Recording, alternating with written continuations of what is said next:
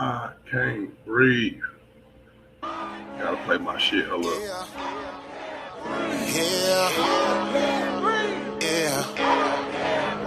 Never.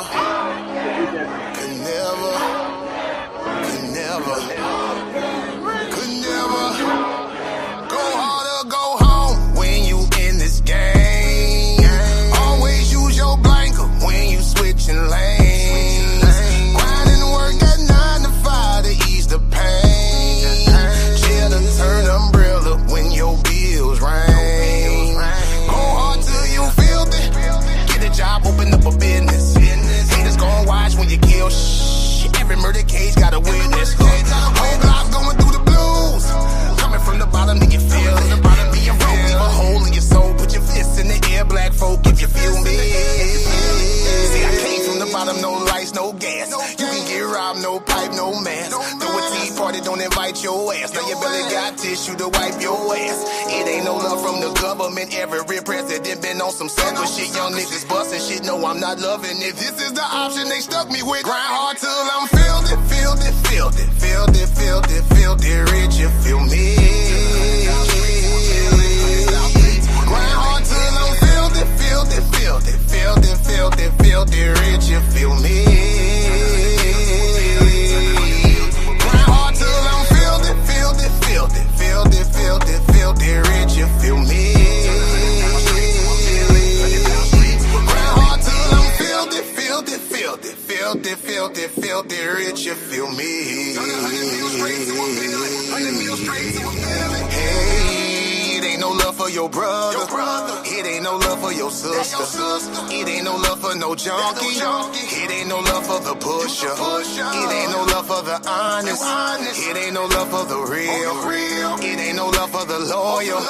Looking for love, get you killed. Filthy is what you gotta get. You gotta get dirty if you're trying to get rich. It's back to the mud, cause you gotta show love to all of the ones who will never see this. To all the little kids with no Christmas list. No TV, no bed, and no food on they dish. No father around, now they malnourished. That hindering aid coming from the government. You gotta get filthy.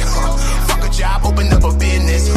Haters gon' watch when you kill shit. Every murder case got a witness. Whole block going through the blues. Coming from the bottom, do you feel it? Cause being broke leave a hole in your soul. Put your fists in the air, black folk, if you feel me.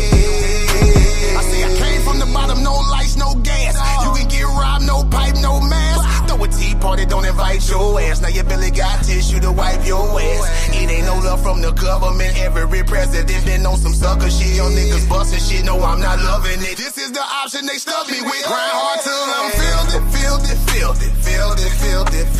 rich, you feel me? Grind hard till I'm filthy, rich, you feel me? Grind hard till I'm filthy, rich, you feel me? Grind hard till I'm filthy, rich, you feel me?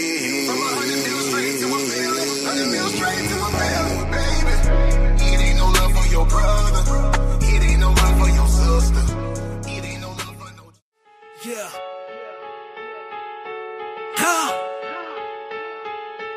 Yeah. Never ignorant, getting goals accomplished. Spit Tupac in, theosophic politics. Ancestors, we honor them. Niggas uniting all of them. Yeah. Never ignorant, getting goals accomplished.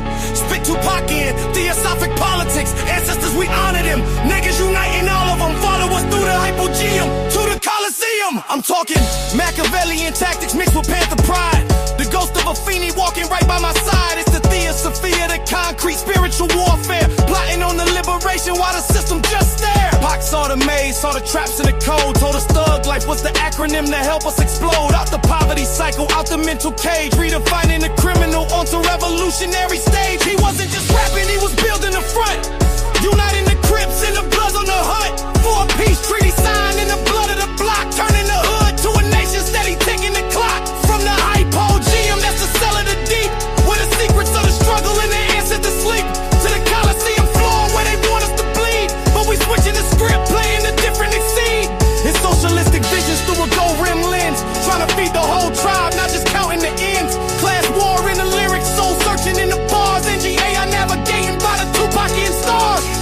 Never ignorant, getting goals accomplished.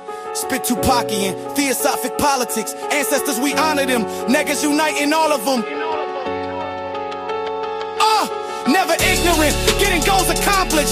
Spit Tupacian, theosophic politics. Ancestors, we honor them. Niggas uniting all of them. Follow us through the Hypergeum to the Coliseum. Yeah! It's the study of God through the eyes of the oppressed. Theosophy in the gutter, unity of death. Follow the light through the underground. We going from the pits to the stage. NGA.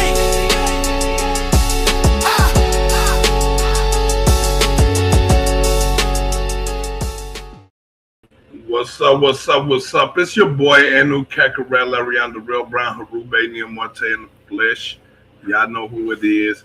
Naga World Representative, Titans, Debate League, Coliseum of Arguments. Holla at your boy. Y'all know who it is. I'm here with my two main men. You know what I'm saying? We got Ruger Lion and we got King Naga. You know what I'm saying? Like always, brothers, man. How y'all doing, man? Oh man, another day, another dollar, bro. You know what I'm saying? Black at it again. You heard me? You know what I'm saying?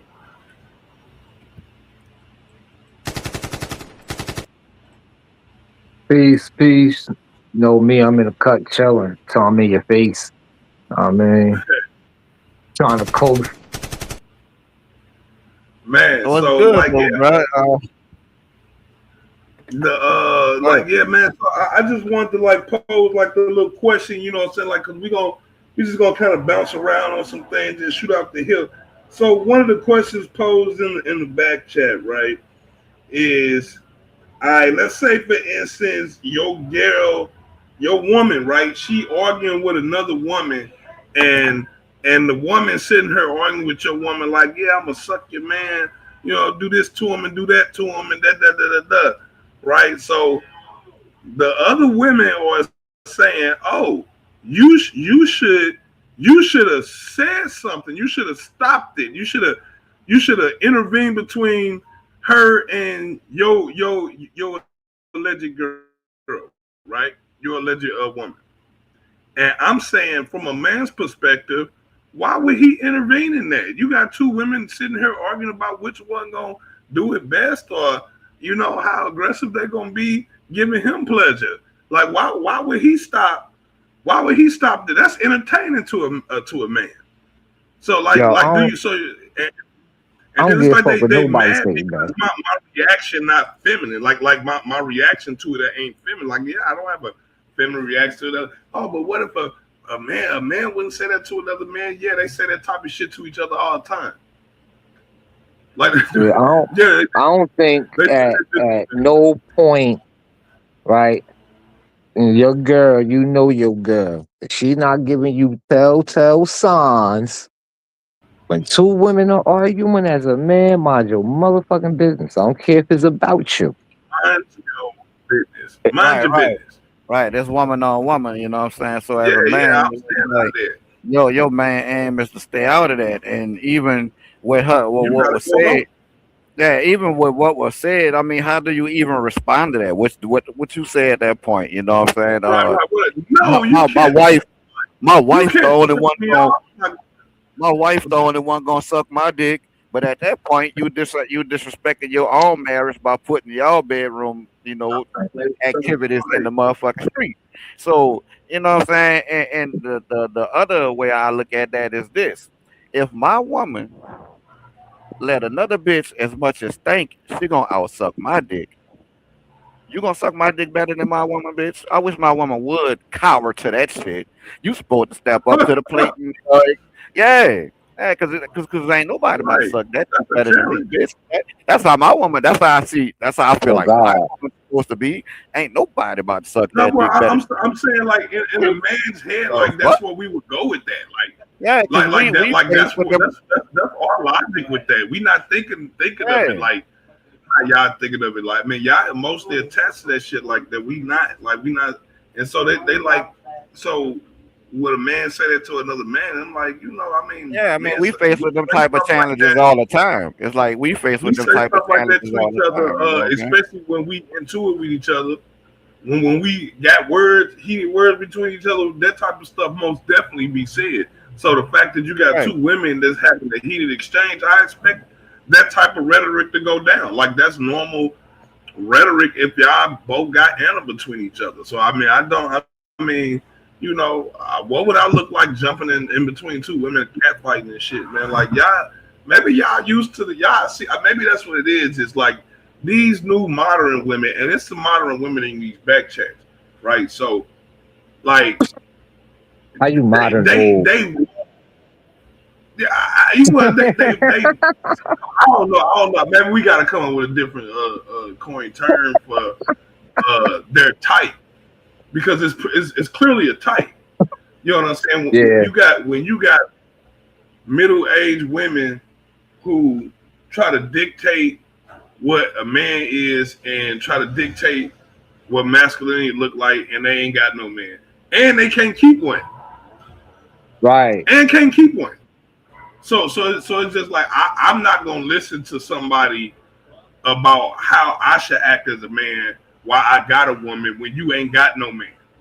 Yeah, that's taking a Why would I relationship listen from to you? advice from somebody that's not a relationship. You can't take relationship advice from Right, somebody that's not in a relationship. right. You know what I'm saying? So it's like they like, oh well, it ain't had nothing to do with like the situation. And they're like, oh, it ain't got nothing to do with you. And I'm like, how? That's my woman. So y'all saying that I should speak up when it's a woman on woman, but when it's woman on man, I shouldn't say nothing. Like I don't know. I'm confused on. Yeah, because that's the exact situation at the moment. It's like, you know what I'm saying? It was a woman on man interaction that led into the festivities today, you know what I'm saying? And they're saying that woman is wrong and you're wrong for standing up for that woman, which just happens to be your wife. But you should have jumped in the argument between your wife and another woman who said, oh, I'm gonna suck your husband dick. I'm gonna bounce on that dick. Mind you, y'all probably about 1,000 miles away from each other. How I mean, shit, Right. nigga took their home, but my dick ain't long enough to reach from New Orleans to Texas. Right. So, you know what I'm saying? St. Louis to Texas and shit. And niggas' dick's not that long. Yeah, So, shit just be wild, man. right, shit crazy. It's like, and you know, we're being told that we should make you face accountability. It's like, what do you actually want? You know what We I'm saying? supposed Like, because they we obviously supposed to hold don't you want men. accountable. They want like I don't know what they want. I can't call it, bro. Because like I said, it's just some goofy stuff to me, and like I'm just not gonna entertain that shit, man. Like I think it's funny. You know what I'm saying? That I ain't even got to talk to or address a individuals or anything like that, and like my name is tagged 1,000 times, and I'm like, damn, my old lady just got into it with another chick a few months ago for that same shit. Like the bitch keep tagging my name, like I'm talking to her. Like I ain't even talking to you. I'm not even addressing you. Go back and look. You got about 10 posts talking to me, talking jazzy as hell, and I ain't even reading them. I haven't even responded to none of them. Like, and I'm not gonna respond to them because it's silly to be sitting here arguing with a wanks that can't keep a man. Like that don't make But you know what that might. I ain't saying. I'm going off of overall, and that might apply to this situation when motherfuckers want to get you to react in a way, and you kind of don't. So Right. you know, women will keep pushing, trying to find a button they could jump and stomp on and shit to get you to react a certain way. You feel me? A little bit of that might be going on too. Because without an appropriate reaction, Yeah, man. you feel me? None of this shit really makes sense, right? Without somebody exploding and saying and doing some crazy ass shit, right? The focus can't be shifted for real, right? Although it has tried to been, right? The focus can't be shifted for real, and there's nothing going on to overcloud that point, right? So right now, we crash out, nigga, so we could forget about the prerequisite, right?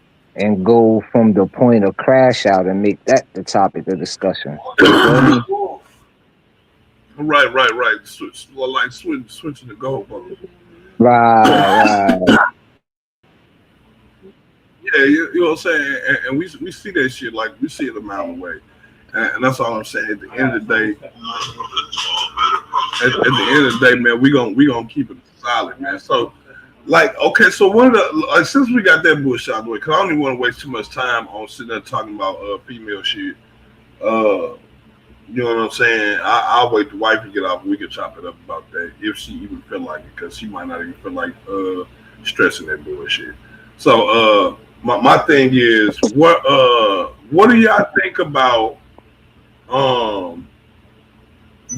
Paul Songbird? Like that's kind of like who I wanted to talk about real quick. I don't want to farther push any more. You feel me?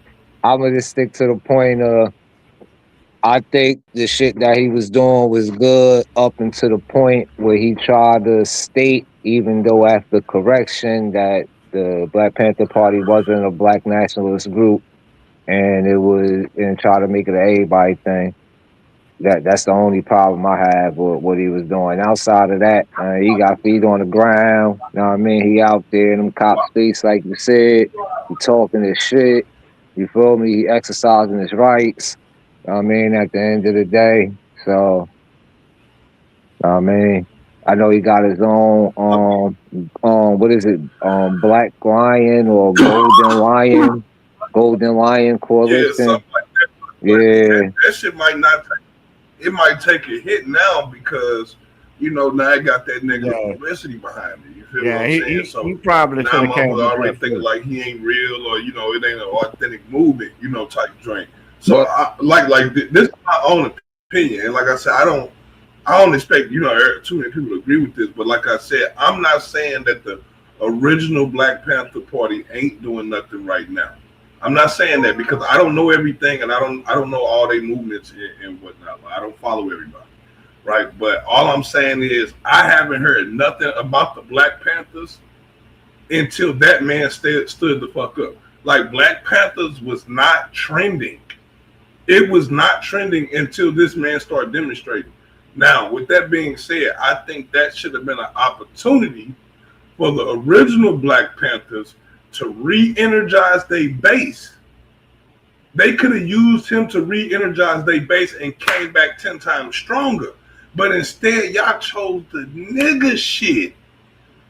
That's why our show called Niggas, because we just dealing with nigga shit. You see what I'm saying? Y'all chose the nigga route, which is oust them and make them look like a fool in public. Instead, y'all, I'm just saying, yeah, maybe y'all should have scolded them and did whatever y'all was gonna do behind closed doors.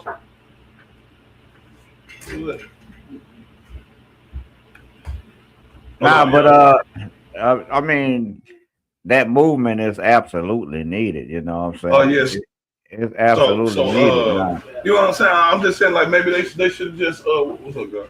Maybe they should have just consoled dude or something behind closed doors. But in the public, I think they should have just rolled with him. You know what I'm saying? I think they should have just rolled with him. You know what I'm saying? I think they should have just rolled with him, bro. And it would have made the Black Panther stronger. It would have made the youth. It would have made the youth get behind it. The youth. It would have been a whole new movement, bro. It would have been a 3.0, bro. Did you just see that post somebody just made about another group claiming to be part of Black Panthers? Yeah, that's what we talking about. Like a whole nother besides the light skin. Oh, that's a whole nother. Yeah, somebody else just made one claiming to be Black Panthers. I was like, well, I don't know. Like, it's a lot of vigilantes popping up, and I'm not saying the Black Panthers are a vigilante group because they're not. They freedom fighters and citizens, good citizens. How it tastes. You know what I'm saying? So I'm just saying, like, what's y'all spill on it? Like, do y'all think they should have got on his ass behind closed doors and then just roll with the public image to build on top of what was already built, or do you think they should have just did what they did? Now, see, the thing is I think that they did reach out to him, right? And he said he was going to continue doing what he was going to do, based on, Well, I know they reached out to him. You know what I'm saying? So he had opportunity, like, you feel me? Like, if they reached out to him and told him how he feel and told him to cease and desist, know what I mean? He kept with the shit. Know what I mean? Me, personally, I'll be taking that as a fuck you, nigga. Like, you feel me? So now we gonna go and do what we gotta do next. There's only two things you could do, the legal route and the street route. You feel me? They chose to go to, I mean, well, you know, street route's the media route too. They chose two of the three. Legal route, media route. You feel me? At the end of the day, I mean, he knew what he had to lose at the end of the day. But the thing is in 2026, shit ain't really kind of like it was in 2016 or shit like that. You feel me? So people is kind of more lenient towards shit. So all he really got to do, that's why I said it's probably good that it happened now. So all he got to do is survive this until the next thing come along. Once the next thing come along, he Gucci. Yeah, he just don't gotta crash out. Yeah, all he gotta do is maintain his composure.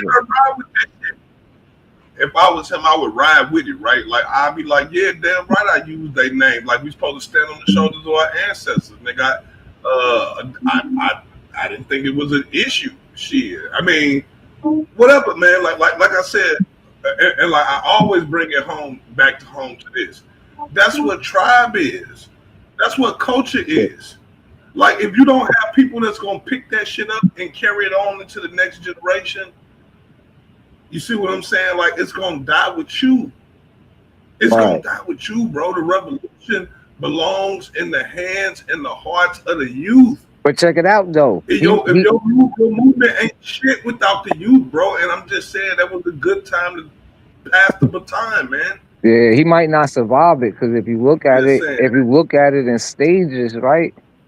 They didn't even really get into his family background. They just got into his legal background and, you know what I mean, what he been doing the last 5 years on the street. That's wave one. You feel me? If he act like he want, that's what I'm saying. If he could survive it, then he might do something. But like, the next wave gonna be his background. And if his background say anything outside of motherfucking black and something else, my nigga, now it's cultural appropriation, all types of shit. You feel me? Yeah, somebody already came out and said that he got some old petty shit on his or some type of weirdo shit on his jacket. I'm like, oh shit. Yeah, that's what I'm saying with the jacket shit. Like, if he could get past that, right? This is only wave one. Wave two is going to be his family background. That's what I'm saying. And if one of his parents ain't black, right? Now it's a whole different debacle. It's cultural appropriation. Man. You feel me? All types of shit. Like, and they already calling him a undercover ICE agent. Trying to incite racial wars. Yeah, that's what I'm saying. Yeah, you can look at that as trying to incite race wars. Well, that's what I'm saying. Like, you feel me? So that's wild, bro. I think on the surface, what he was doing, you know what I mean? Like, taking into account that the nigga not an agent, you feel me, or none of that, and he just never. That's why I'm at with it. Did we confirm that he's not an agent? That's what I'm saying. It's an investigation. That's the only part that we give a fuck about. Is he not an agent? If he's not an agent, can we just get the fuck off his back a little bit? But they not going to release that information. That's going to be like a final, like after the final wave, and like he's validatable. Right, final wave, if that nigga still alive and shit, right? Right, you feel me? Like, oh yeah, the nigga ain't an agent and shit. You feel me? This, that, and the third. You feel me? Like, but at the end of the day, I mean, taking it on for face value. If the nigga just a regular average street nigga, you feel me, type shit that came and had a epiphany and shit, you feel me? Like I said earlier, you feel me? It's usually those type of dudes, you feel me? Like, I mean, in general, that when we switch our shit, yeah, I mean, I try to see if I can reach out to him. He in Philly, like, so I'll see if I can reach out to him. So And shit, we can sit down and talk to. yeah, and I'm pretty sure he wants some airtime to be able to speak his part of the story and shit. You feel me? So I'll try to see if I can find him and shit. He might be a whole agent. Dude. That shit funny. Yeah, word. That's what I'm saying. At the end of the day, you feel me? But just taking face value if for what it is, if it is a good thing that what he doing. You know what I mean? If there's nothing behind it and everything, and it's just for what it is. You feel me? But he should have never opened his mouth up about motherfucker. Because Everybody here's knows the the thing motherfucker. with them agents. Here's the thing when them agents be infiltrating in those type of organizations and whatnot, right? They actually be doing like benevolent shit in those organizations, which be a tragedy when they have to turn around and backstab that same organization. Right. Like, let me see if I can't find that one video about the FBI agent that turned on their ass and started snitching and shit. They That's got how we to, found out about man. that Malcolm. But that's why I tell niggas, like, we grew up on us, like, niggas our age, you feel me? Like, I'm glad we grew up in the time that we grew up in, because we had the cultural shit, you feel me, that let us be on the lookout for certain shit, like, even police shit like that, bruh. Like, I could take you to the movie Deep Cover. That's why I said, bro, just because a nigga sniff a motherfucking bag in front of you don't mean he not a cop, bruh. All right, on word, word. You feel me? Like, what are we talking about, bruh? It shows you that on Training Day. My nigga, like, come on, Okay, bruh. so shout out to Harold Noel. Y'all could catch him at HView TV, HViewTV.com. Y'all go check him out, show him some support, give him a thumbs up, like, subscribe, whatever you know what I'm saying you're gonna do. Let me pop him up on the screen real quick. Like, for real, like dude, they be putting out this information, and this man who worked as an informer for the FBI during the 1960s. His name is Dothard Perry, also known as Ed Riggs, also known as Bill Perry, also known as Othello.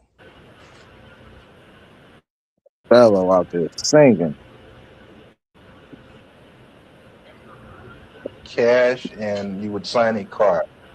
It would go like this: a rendezvous or a drop-off point would be picked out either by yourself or the agent. You would meet the agent there, and usually it would be in a vehicle. You get in the vehicle, he would hand you the money. He would tell you first to count the money. He would tell you the amount while you counted it. If the amount was there, he would then bring out a card. On that card would be for the week of such and such. In other words, the week was dated. So-and-so has been paid the amount of.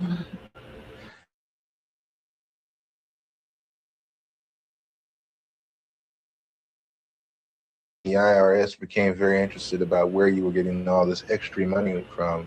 You could always tell them to go back to the Bureau, and the Bureau would have your cards on file. I see. Were there such things as bonuses? Oh, yes. What were they paid for? Bonuses were paid for, suppose while you were meeting with, or you were at a meeting with Bobby Seals, Chulai of the... See, like, and this the scary part, right? This the scary part of war, like, people don't really understand. Like, this is a counterintelligence agent that has been assigned to Black nationalist organizations to stop the rise of a Black nationalist organization. How do you get a nigga to agree to go along with something that is going to destroy his own community, his own people? And I get it, like maybe he just don't see himself as part of that group or something. But I mean, I don't know, man. It's like, and then the type of person that can do that. Don't you know you the worst type of person ever? Don't you know, like, you gonna get it worse than everybody. The traitors get it worse. The traitors are. Always get it worse, bro. And it don't matter which side you on. You could be on the side that you traded for. But that's the thing. That shit ain't like that no more, bro. They call that shit street culture now, bro. And they ain't even doing it on the streets. That's wild. It's okay for niggas to run around and be informing and shit, rats, nigga. Like at the end of the day, the fuck, like that shit is an okay thing type shit. Like, what, like that shit, wow, bro. Right now they are just rodents. They ain't just rats, they rodents. We're letting these niggas breed and shit, having mice and shit. Like, what are we talking about? Little fucking rat spawns and shit. The rats and the weasels are breeding. Whole time they rat ass got on a gangster costume. That's what this is, a rat weasel bastard. Like, bro. You know what I'm saying? Whole time they got on a gangster costume. If you're a rat, be Charleston White. To the meeting too, which is something which would be a new development.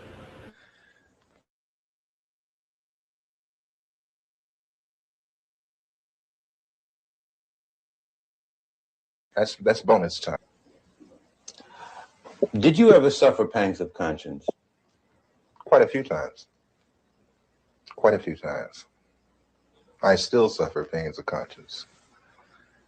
I suffer from the fact that a lot of people trusted me and I misused that trust. I suffer from the fact that a lot of information that I gave out was the undoing of certain groups or certain people.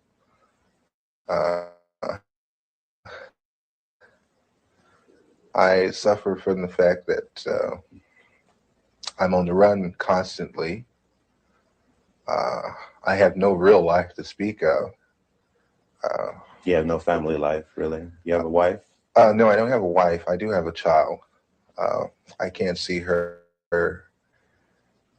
that often. I have to stay away from them because once I come around, the Bureau shows up and harassment starts.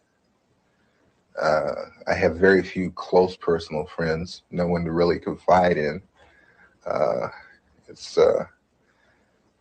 It's like being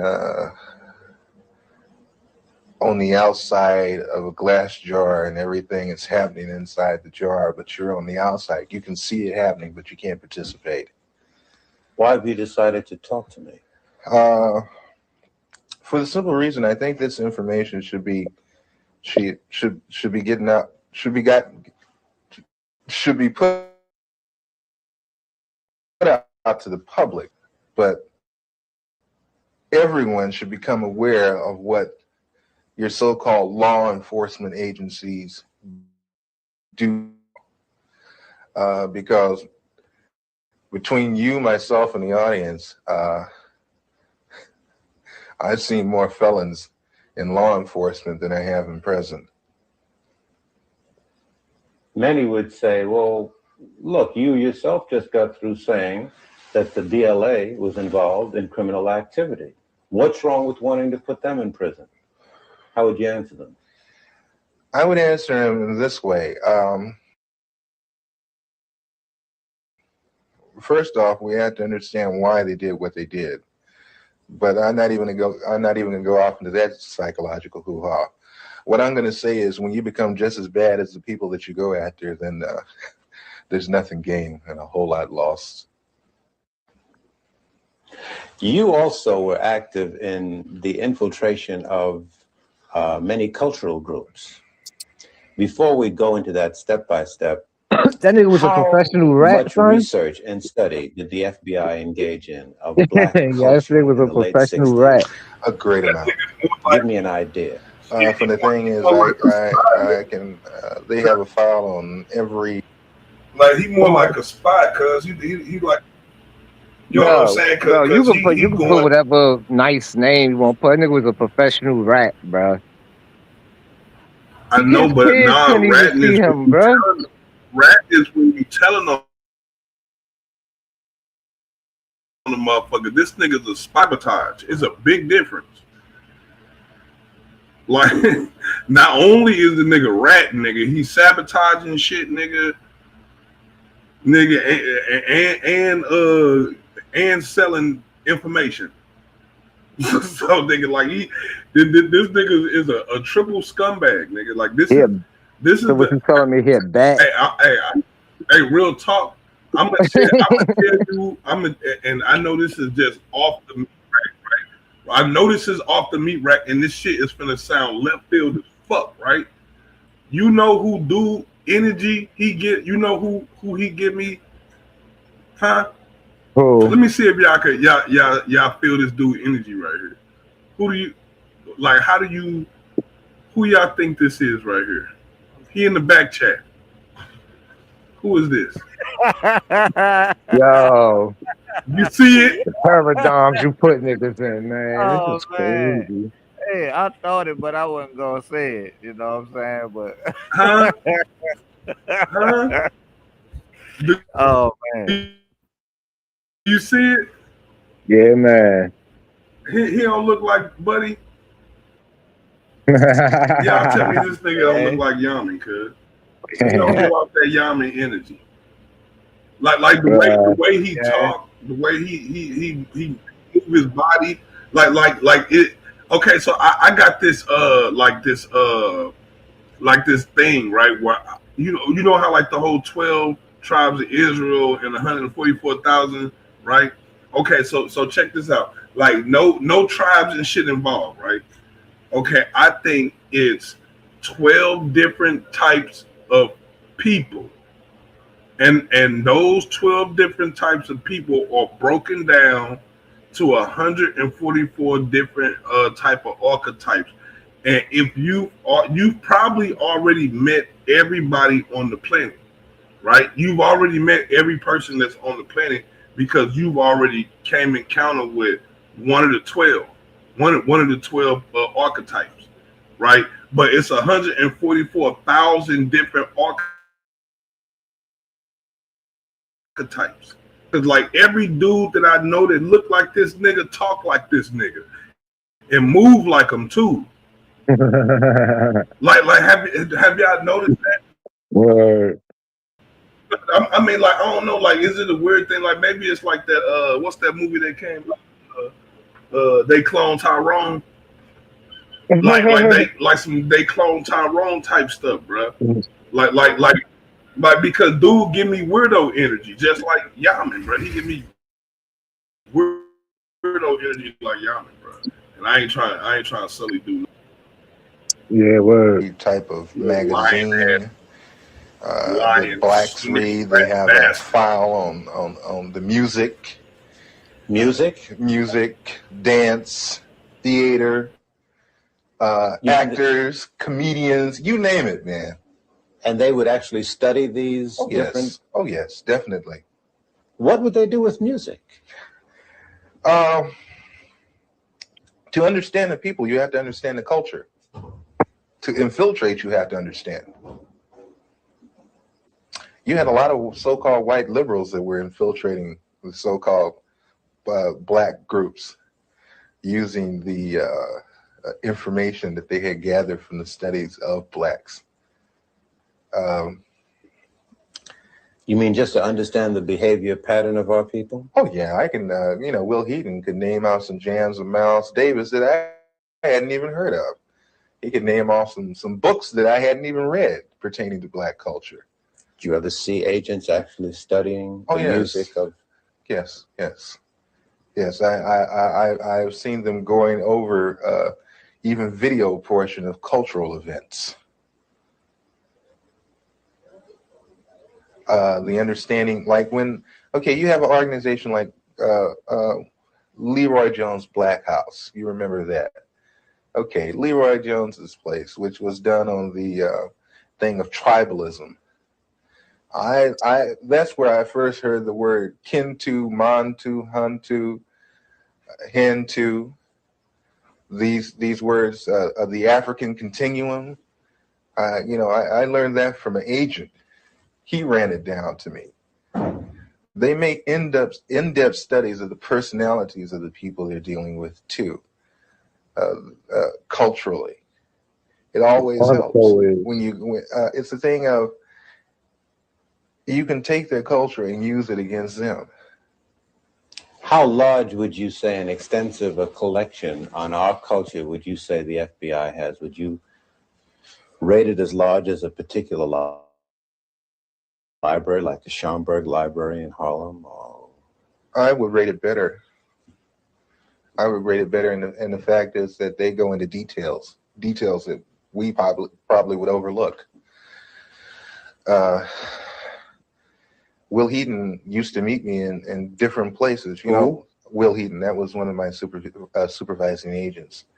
There is a certain bar in the Los Angeles area where people into black cultural things met, and Will Heaton used to meet me there. And he would go into very long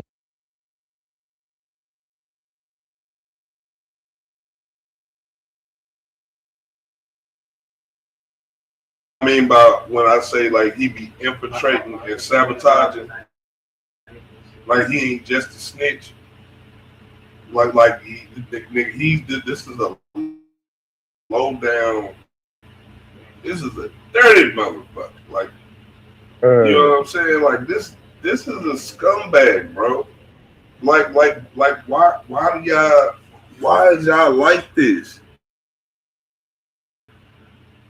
Like how can you do this to your own people, bro? And I'm just I'm pointing this out just like for Brother Paul. Like if you not one of us or you an agent or some shit like that, like that's like bro, like you soulless. You ain't got no soul. Like you sold it. You sold your soul. Like to you don't love your like you don't love us, nigga. You like selling us out. That's wild crazy. I don't know how niggas. How do you do that? Yeah, boy. Shit, wow, man. You gotta find out who these motherfuckers was. I guess it gotta be. I guess they can't put you in a position where. Right, that's what I'm saying. I guess they could put you in a position where you can't say no. You know what I'm saying?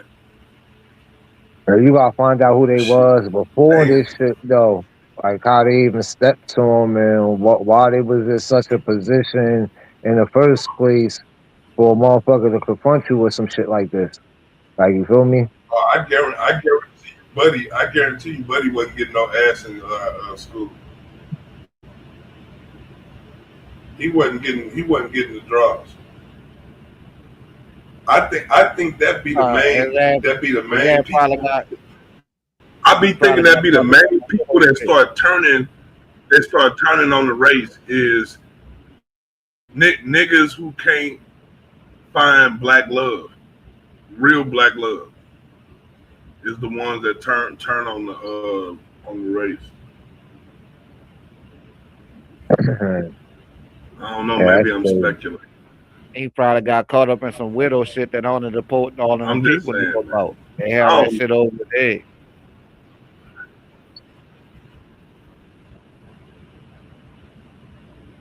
This sad. I'm just saying, like y'all. This sad though. If that's what it comes down to, like if that's what it is gonna be. You feel what I'm saying? Like y'all really gonna like y'all be straight backstabbing y'all own people and then y'all go to sleep. It's like, don't the ancestors torment y'all when y'all go to sleep? Like, that's wild crazy that y'all would even do that. And he an embellisher too, but he's smiling the whole time. It's a cynical smile. It ain't work. I mean, you gotta think he proud of his work. The nigga's an infiltrator and a saboteur, and he's good at what he do. So I don't think, like, if you listen to him, I think he kind of remorseful about the shit he did. No, I think he'll do it again. Give him a chance. He probably got better ways. He would have thought about going about certain shit in his head after the man. I Right, should have right. did that. I should have did that like this, and then I would have been able to boom, boom, boom. He probably got a bunch of money tucked away somewhere too.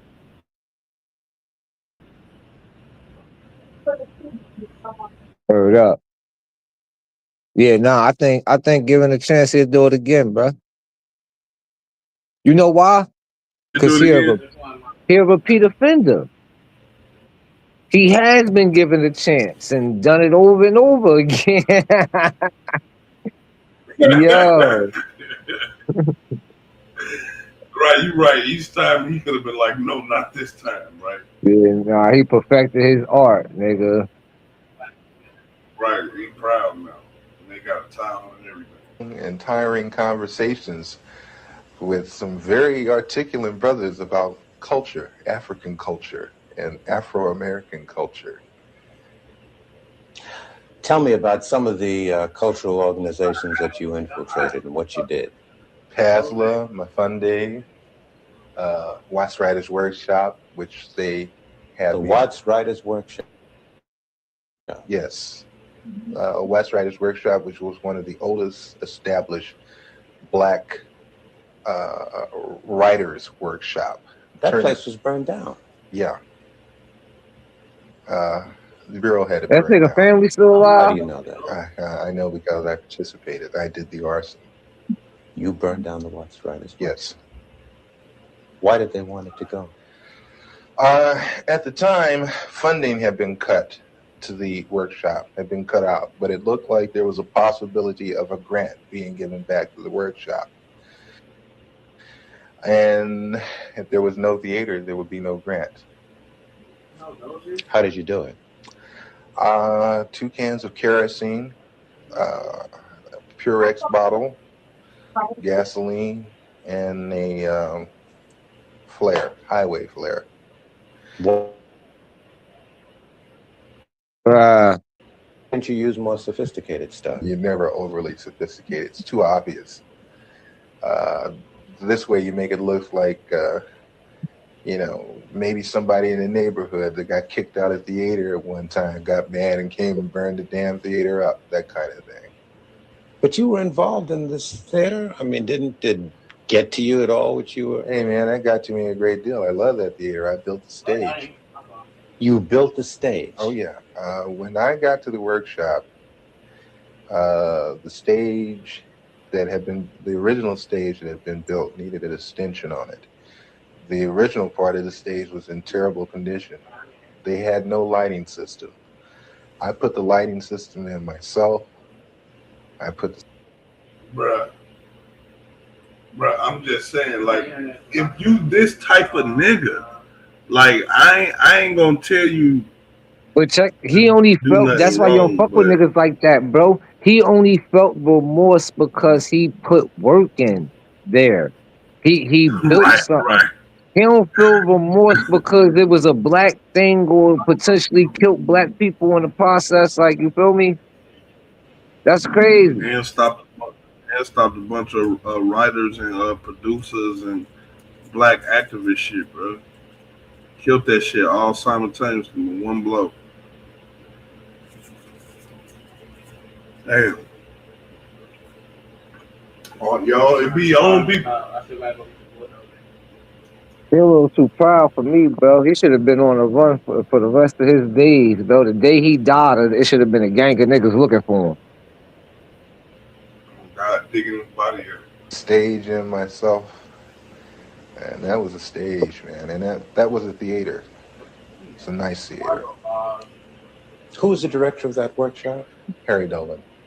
Harry Dolan. Some very, very well-known artists supported that workshop, gave money to it. Some very well-known artists came out of the Watts Writers Workshop. Glenn Tubman, Yaphet Kotto.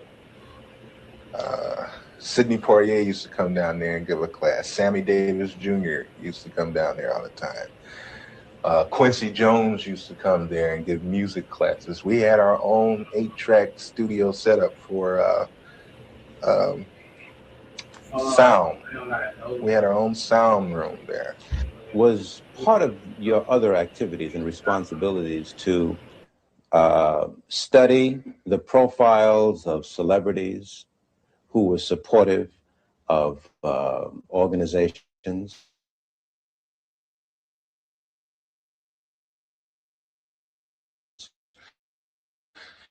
Definitely for blondes. Did he have a weakness for money? Did he snort cocaine? Did he smoke marijuana? They even get into, and that's one thing the Bureau loves is their sexual background. They have files and files on different blacks, not only celebrities, but a lot of others, sexual activity. What would they do with this information? Oh, that's used as a weakness. So they would feed these to the weaknesses? Yes. Did you see that happen? Oh, yes.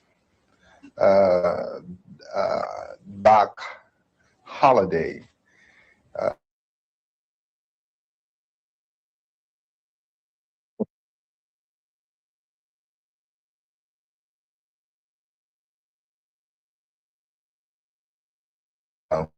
California state prison system.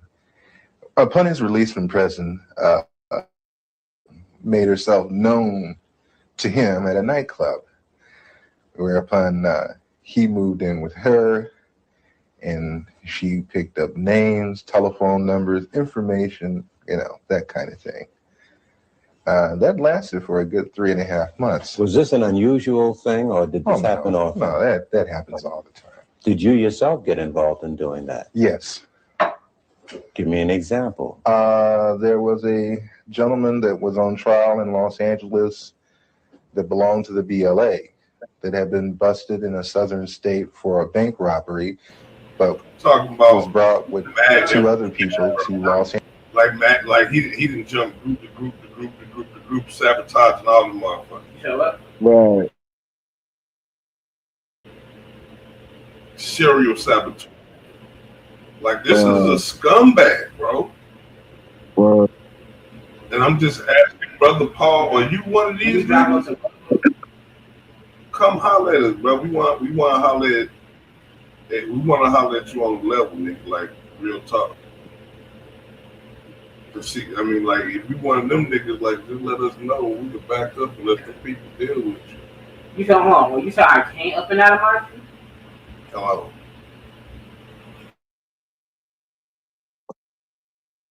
Angeles to stand trial for the machine gunning of a police officer in Los Angeles. I was supposed to worm my way into the affections of his sister and whatever it took to get the information that I needed as far as what kind of defense they planned to use as to turn this information over to the federal prosecution. Did you do it? I got the information, and thank God I didn't have to go through with the actual thing of sexual activity. What do you mean, thank God?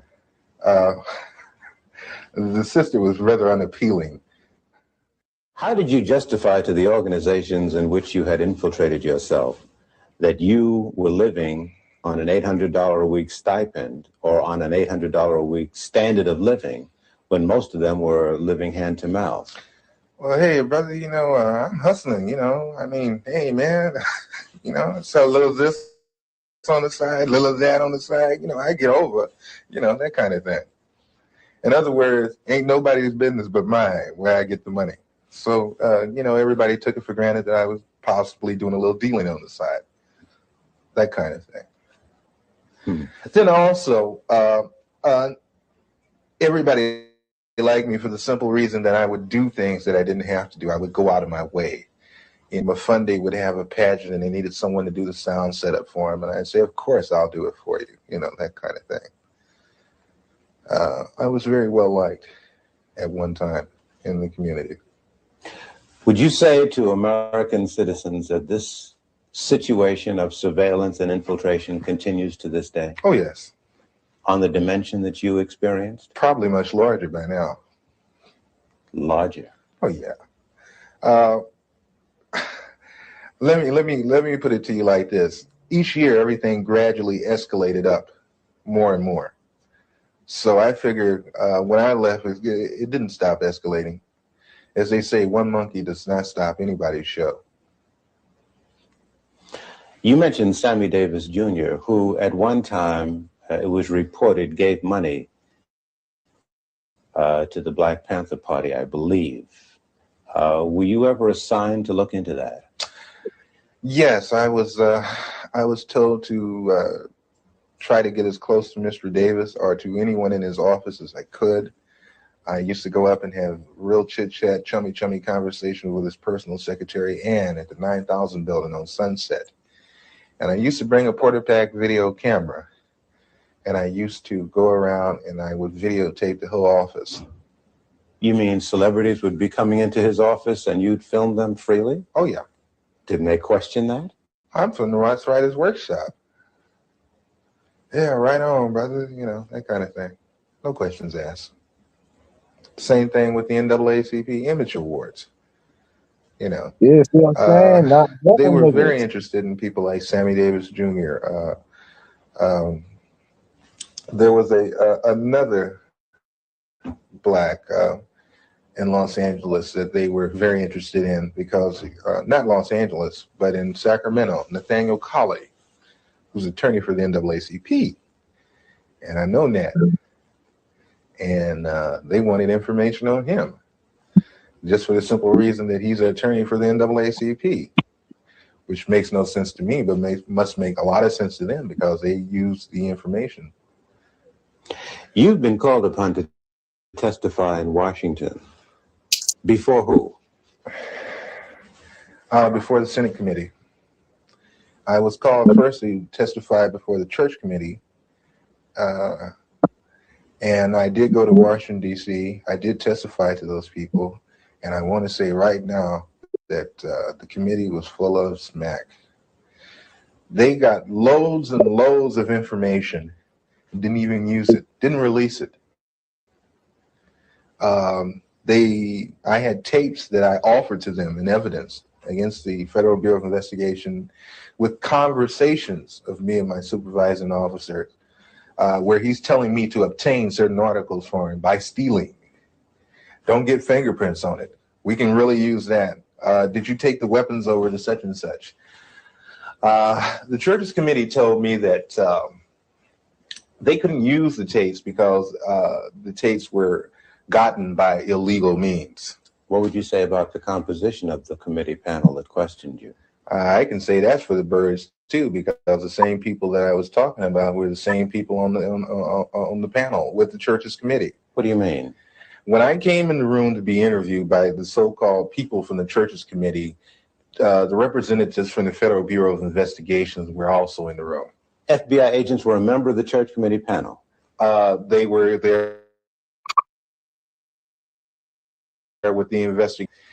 And see, this is another thing that I find fault with, and this is another reason why I am not going to Washington, D.C., is that, again, I have been asked to come again for the second time. I'm not going again for the simple reason that when I went up there with the idea that there were agencies investigating the Federal Bureau of Investigation, not the Federal Bureau of Investigation investigating itself.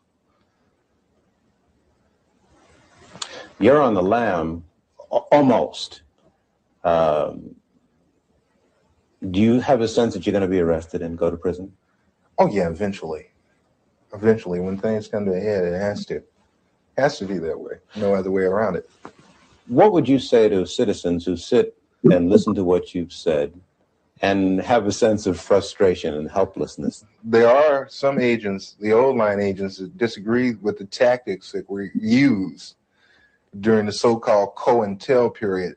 But one thing I don't want us to jump off of is that people always talk about, they're talking about COINTEL now so heavily. I'm not talking about COINTEL. I'm talking about a thing called BD, which was better known as Black Desk. The Black Desk was set up for a simple thing of infiltrating black organizations and black groups, whatever. Where was this black desk, or were there a number of them? There were a number of black desks, but the head black desk was in Washington, D.C., controlled by Sullivan.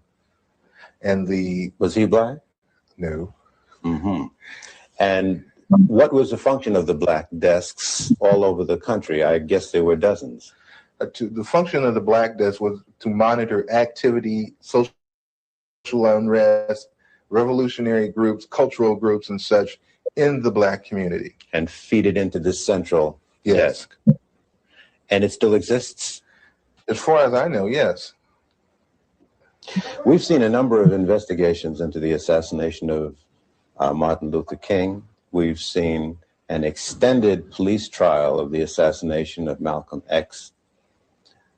What you seem to say substantiates what many black people say out on the street, that government agents or agencies knew that these assassinations were brewing and either participated in them or allowed them to take place. It would behoove black people, it would behoove all people, really, to question so-called the cut and dry one lone assassin theory. The Bureau and other intelligence agencies are very good at conspiracies. They are very good at setting people up to be killed. They are very good at making innuendos so the person will be killed. City police don't know about because they have policemen in there. They don't let black people form anything without some policemen in there. And while I was in the Black Muslim movement, many of the police who were sent to infiltrate us, they're black, would tell me, say, look, I'm a cop, but I have to come. They would tell me. I knew the Muslim movement was full of police. So don't you think anything is going down that they don't know about? The only thing. See, that's what I'm saying. Like, we can't do shit without them motherfuckers in it.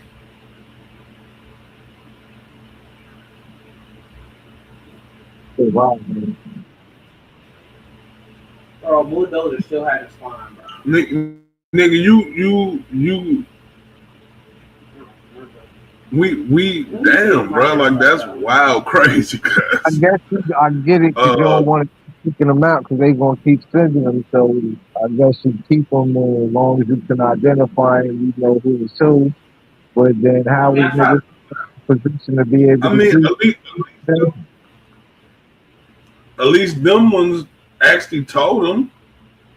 Right. At least, I mean, like that's. I mean, I guess that's the most solid thing you could do is tell them, like, hey, nigga, hey, look, I'm the FBI nigga, and I'm assigned to this shit. And y'all niggas just hold y'all head, nigga, cause that shit ain't fair, bro. Yeah, I could never form nothing, bro. I'm too paranoid, man. The niggas that ain't nobody, like, I'll have everybody under fire. You heard? It be real. And you slip up one time, nigga, done. Nigga, done. I ain't talking about taking your car back and kicking you out. Nigga, it's done. You heard? Man, but I just don't. What type? It take a real rat bastard to pull that shit off, bro. Yeah. Like, you really don't like your people, bro. But even for really you, don't like your people. That formed up into like the FBI. Type of small stuff. But you know, you think that like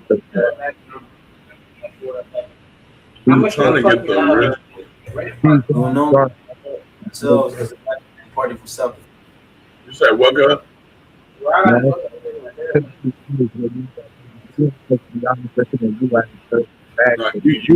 You breaking up real bad. I can barely hear you, bro. No, when you in the FBI and shit, you know what I mean? You gotta be a particular way in order for you to reach a certain stature, you feel me? So a lot of them motherfuckers in it that's black is just dark skinned, you feel me? If they don't see themselves like they see themselves like dumb, they don't see themselves like oh.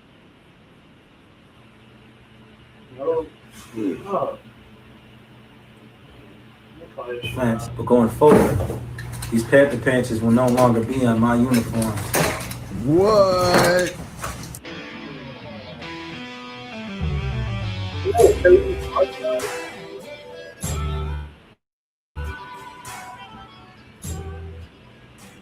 All right, y'all, what is up and welcome back, welcome back. So we got a situation because apparently there's a new Black Panther Party in town, and they're led by a guy named Paul Birdsong. Now, people hate this guy for a number of reasons. They're saying he's an ex-gang member, he's a CIA agent, he's an operative, he's a fake, and he's doing this for money. So I'm going to play a couple clips for y'all. I want to know what y'all think about this. And also, Huey P. Newton's niece has come out and said that she's going to sue them because they don't.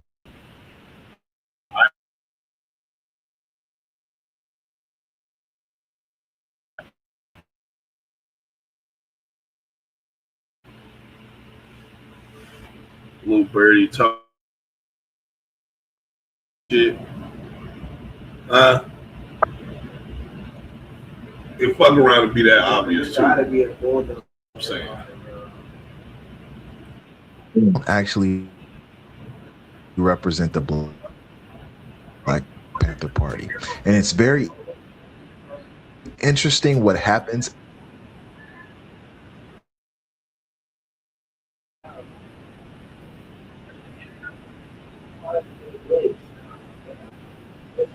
after she says this. Watch this. Let me tell you what you need to do.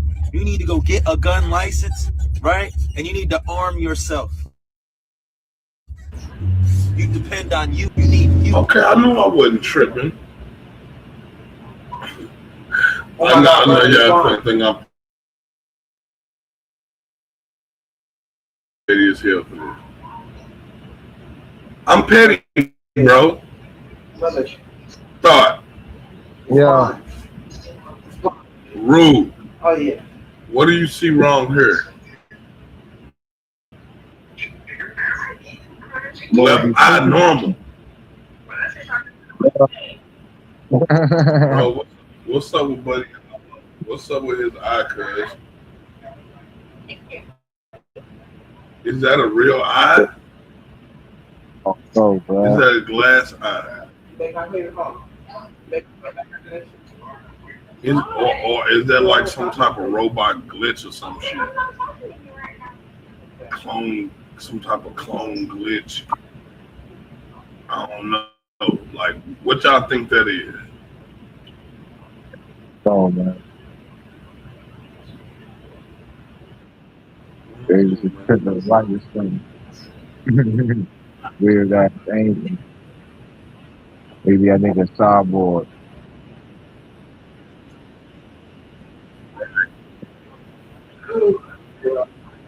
In California. Okay? My handle name is Maisha 415 Newton. If you don't believe me, we just came out with the second book, The Roots of the Revolutionary Suicide. This is the roots of Huey P. Newton. Okay? That's my father. Okay? These are our grandparents. Okay? There go he right there. Okay? I got birth certificate, paperwork, and a whole bunch of Newtons who are ready to listen. This goes out to the Black Panther Party, the new United Black Panther Party, whoever's out there protesting with these Somalians. I'm about to get a cease and desist order against you, and I'm about to sue you because you guys are not going to defame my uncle's name like that. We're not doing that. See you in court, bitches. Y'all ain't no Black Panthers. What y'all, the cartoon motherfucking character? Y'all don't even know your fucking history.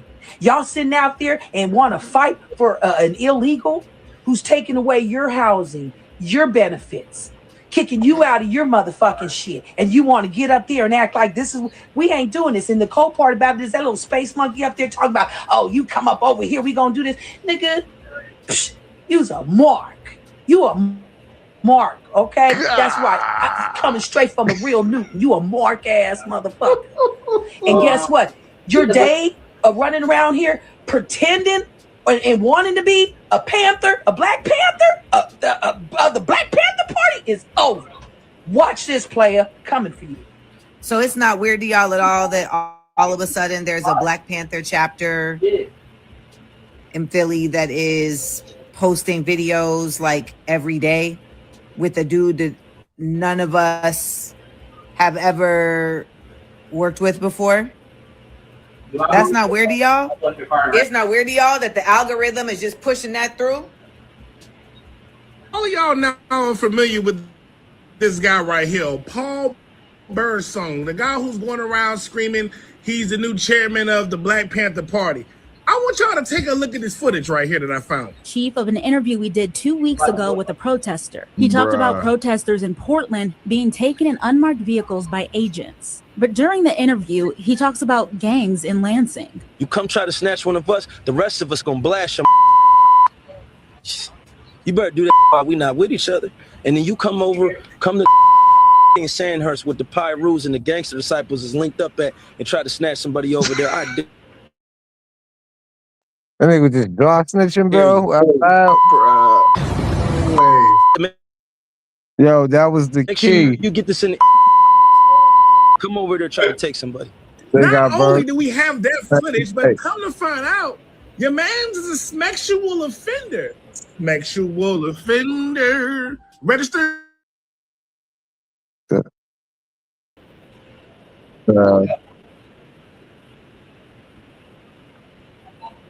Me in the comments. Y'all have to stop blindly following people that just pop up out of nowhere with a cause. This man is an agent. He is an agent that is working for the government in some way, shape, or form. I do not believe this man has free will and he's out here making decisions on his own. I've seen him as a Pyru. I've seen him dressed as a Blood. I've seen him in a Malcolm X outfit. He has identity crisis. He has identity crisis. Huey P. Newton's daughter is filing a lawsuit against this man for using the Black Panther name and image. But y'all, please stop following false prophets.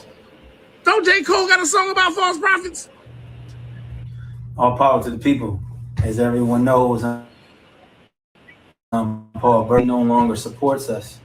That after he gave me orders to make a video saying that him and other members were coming, that he withdrew his support, and that he said that this situation is unimportant to him, even though my comrades have risked their lives and spent thousands of hours of their time and dollars in life standing behind a cause. You know, he said he's going to make a statement saying no one has the right to call himself a Black Panther going forward. I told him to make sure that he put in that statement that he did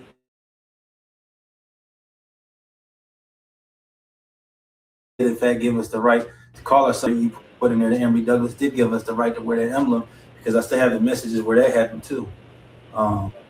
Because of that, because of me and my comrades risking our lives and all the heat that we went on, because we don't believe in Black nationalism, like Bobby Seale said in the video that I shared on my page earlier, that Black nationalism is acquiesced to racism, and that we don't stand like that. That we're internationalists and intercommunalists, just like Huey Newton said. We will no longer identify with this flag. We will no longer identify ourselves as the Black Panther Party for self-defense. We're going to take OG from the town's advice. We're going to take the name that he decided to put out there. We're going to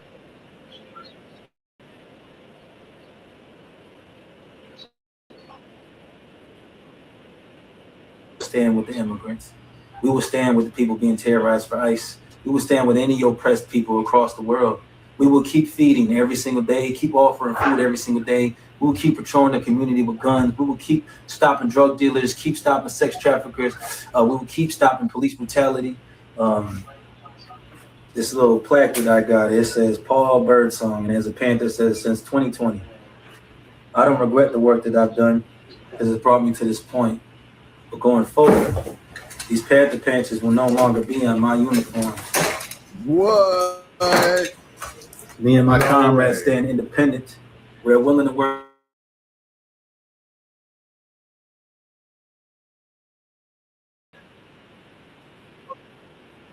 Now, if you're out here raping people and killing people and selling drugs and different stuff like that, yeah, deport them. But those people out there that are just working hard trying to provide countries to come for that promise of the American dream that the United States of America Incorporated lies about, we feel that they shouldn't be bothered, and we're willing to stand beside them to ensure that they're not. All power to the people. All power to the people. Now, a lot of people are calling bullshit on this.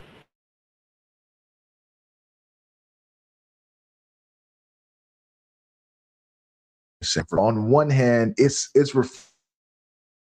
refreshing to see a group of black men come together for a cause, right? Because that's something you don't see often, you know. When you see us come together on debate panels and shit, like, you don't see us come together when it comes to serious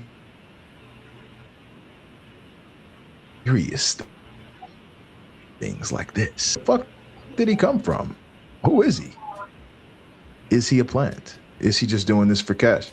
I'm gonna be honest when I hear him talk, when I hear the brother talk, he seems sincere. He doesn't appear like he's an agent, but I could be wrong. And of course, an agent wouldn't seem like an agent because they're trained, right? It's just a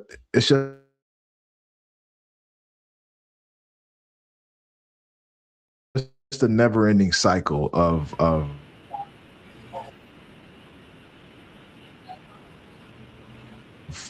should this get violent? Because one thing I don't want to see is any type of civil war between the people and the government.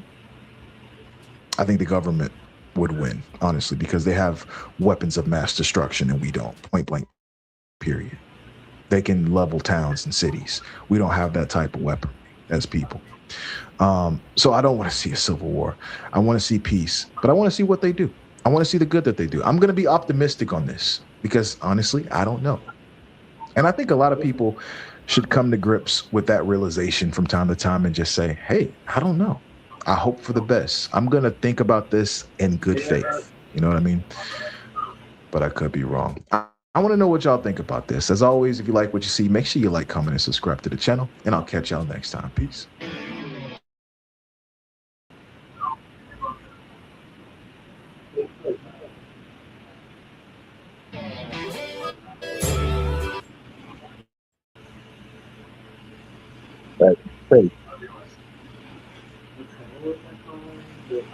The Trump administration is still holding firm to its claim that 37-year-old Alex Preddy wasn't just an innocent protester in the lead up to his fatal shooting by federal agents.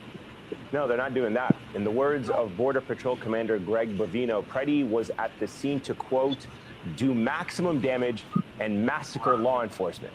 But footage of the shooting paints a very different picture. A new Washington Post analysis, zoomed-in footage appears to show a federal agent removing the handgun Preddy was legally carrying just moments before another agent shoots him multiple times. One thing we should point out as well, at no point in this video or any video that we have had this morning, if Preddy did in fact threaten officers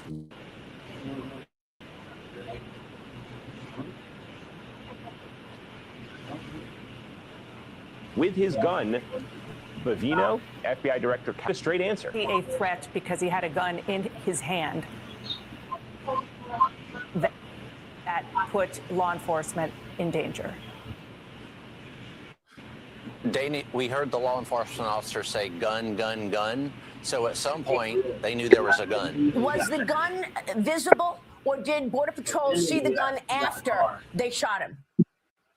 Again, all those pieces of the investigation are being led by DHS. It's an HSI, and I don't want to. This investigation will be hearing from those agents and officers and people on the ground.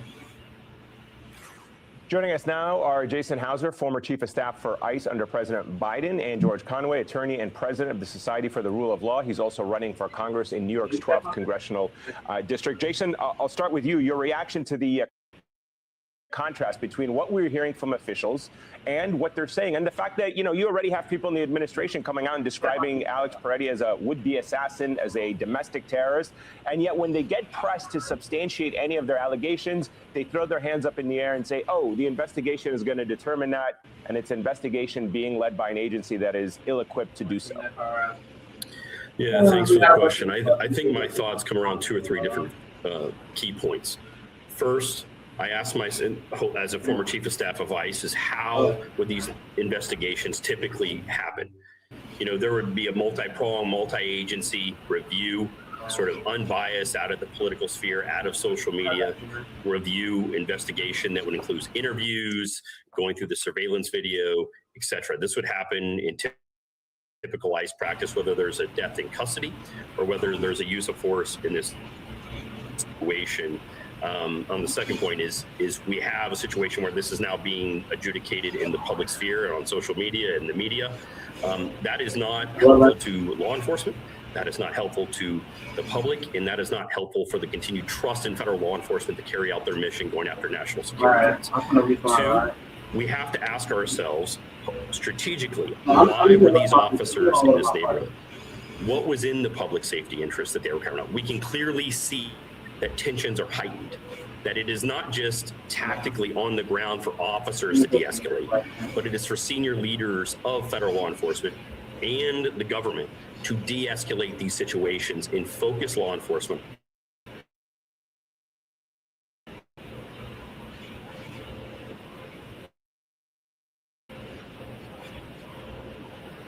and we need to ask ourselves, and the government and the law enforcement needs to ask themselves, how are we going to be able to carry out our mission, and how are we going to keep communities safe?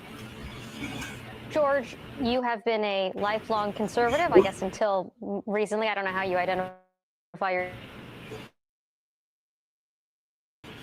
yourself now that you're running in a Democratic primary.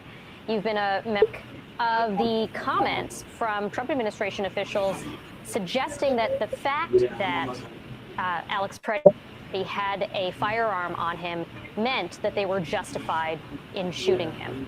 How does that sit with you? What does that suggest about how this administration feels about Second Amendment rights? Well, that's just legally atrocious. It's legally wrong. You have the right to carry a firearm under the Second Amendment. In Minnesota, you have the right to carry a firearm.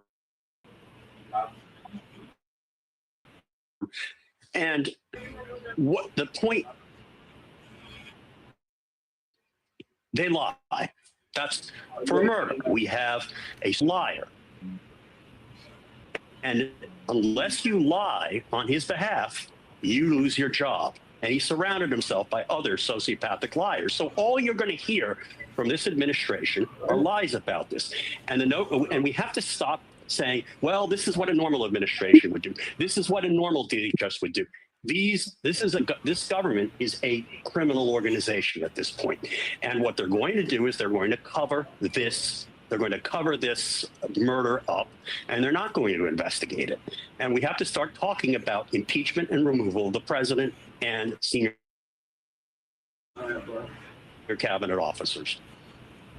Jason, I have to ask you about Attorney General Pam Bondi. She sent a letter to Governor Walz, basically saying, I'd be willing to call off ICE, get them out of your city, your state, but hand me over a couple of things, the most, I guess, eye-popping of them being your voter rolls. What exactly do voter rolls have to do with immigration enforcement in the interior and public safety? Migrants can't vote, so they don't have anything to do with immigration enforcement. And from my understanding and my time at DHS, CBP, and ICE, the Minnesota Department of Corrections has always had a relationship with immigration enforcement officials, turning over those that are criminally convicted criminals and those that are national security and public safety threats. And in these instances, in this instance, let's just look at this specifically, what happened on the ground here. You had dozens of Border Patrol officers responding in an instance in these sort of heightened circumstances where there's a lot of tension and fear on all sides, where officers potentially are not trained even to sort of carry out this. Border Patrol has a national security mission on the border, not in these communities. But we have a situation now where dozens of thousands of officers across the state of Minnesota are off their normal mission set. That's going after human smuggling, counterterrorism, human trafficking, drug smuggling. No one in the country has said that drug prices have been skyrocketing because there's so little on the market. Like this shit. Yeah, this is very fast thinking and reasoning and shit. It's not dumb. It's talking about nothing. You say what you sound. If they wasn't fit to do the job, then they shouldn't have been there to do the job. You shouldn't take a bunch of motherfuckers that's suffering from post-traumatic stress, get them guns, and send them into people communities. The fuck are you talking about? Shit sound weird, man. Ain't no motherfucking way. Yeah, that shit weird and The dangerous. question of the attorney, or the questions that the attorney general raises to your question, is clearly this is not with the sort of typical operations of immigration enforcement. There's 1.5 million people that have final orders of removal that have exhausted their pathways to be in the country, and there is a small subset of individuals that have taken advantage of a broken immigration system that no one is now talking about fixing. Enforcement is just one piece of an immigration continuum. No one's talking about that. But this idea that we shouldn't have Border Patrol, FBI, ICE focused on actual convicted criminals and humanely removing, it sort of takes it away from what the public believes is ongoing. And it breaks down the public trust. And one final point is this erodes the relationship between federal law enforcement agencies and federal law enforcement and state and local law enforcement. This could take decades to rebuild. No, I mean, and you look at, I'm going to go to Georgia now, but you look at, there's a lawsuit from the Minnesota Bureau of Criminal Apprehension and the Hennepin Attorney's Office suing the administration, saying, don't destroy evidence. We need to have a pause. We need, this is, the concern is so great that this administration is just blatantly lying and destroying evidence. How can the American public trust anything that's coming out of this administration when they see with their own eyes in video footage that completely contradicts their narrative, and they are reminded yet again that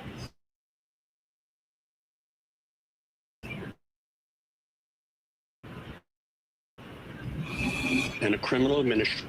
That sound like bro went to crimes, sleep. and they are covering up these crimes.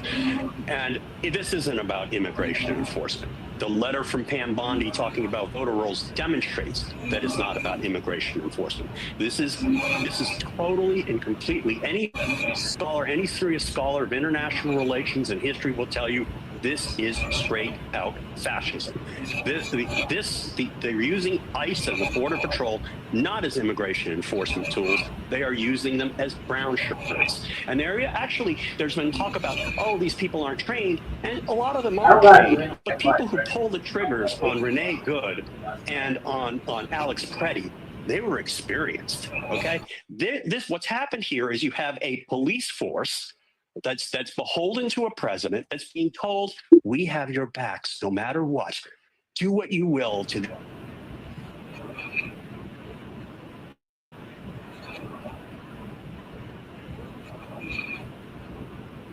This is about the election. This is about ending democracy. We have to stop pretending that there is some argument that there is some legitimate law enforcement concern here, because there isn't. These people are destroying the Constitution. They are trying to destroy democracy, and they are using the mechanism of armed officers with masks who are just beating up citizens and killing citizens. They are using that tool to create disruption so that they can use more force to eliminate the possibility that they could be removed from office and suffer criminal sanctions for the crimes that they are now committing. That is what is happening in the United States today. And if we say it in any words that are less blunt, we're not telling the truth to the people.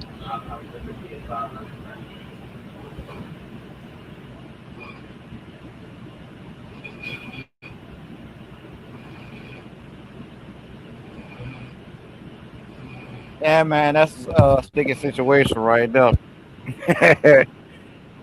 Man, it's the fact they try to label dude a domestic terrorist off the bat. Thank you for watching. Thank you for joining us from our home in Hollywood for the last 23 years. Tonight is our 23rd anniversary. We went on the air 23 years ago tonight. You weren't with us yet, Guillermo. No, I was in the parking lot. Yeah, I was not here. But we will still make love to celebrate tonight. The same, yeah, let's do it. It was a very different time back then, 23 years ago. It was better. It was a better time. I spent the weekend, like probably a lot of you did, looking at my phone and just one video after another, screaming people being torn from their families, Americans, people who were born in the United States being pulled out of their cars for the crime of having an accent or whatever, children, small children, babies being tear gassed, taken into custody, separated from their parents.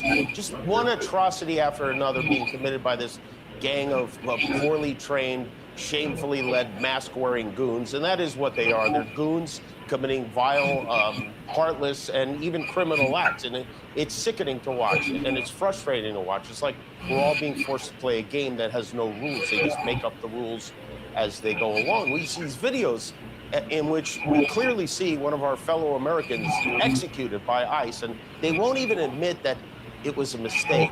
They say that the Honda SUV Renee Good was driving was weaponized. They say the gun Alex Preddy had a license.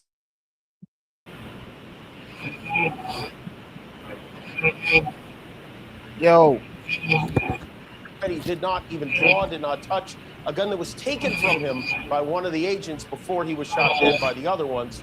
They fired 10 times on an ICU nurse. You're telling us, well, it was justified, you know? Is that the law and order that you voted for if you voted for this? Every day is a nightmare now. My wife and I have family in Minneapolis. They're afraid to take their kids to school. They're afraid to go to work. And I can only imagine how people who aren't white feel about this. How does this end? What's the plan here?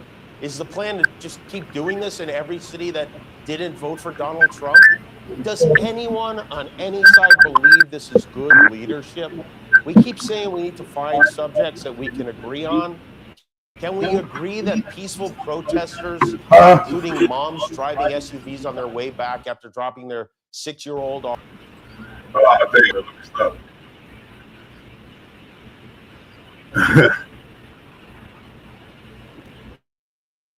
Yeah, that Minnesota situation kind of sticky, bro. You know what I'm saying? You say what? I said that Minnesota situation kind of sticky.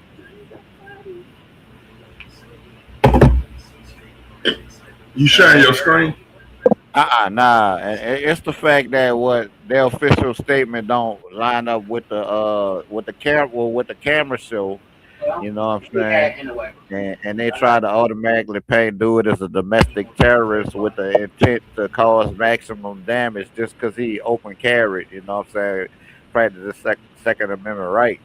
It's like that shit is kind of sticky.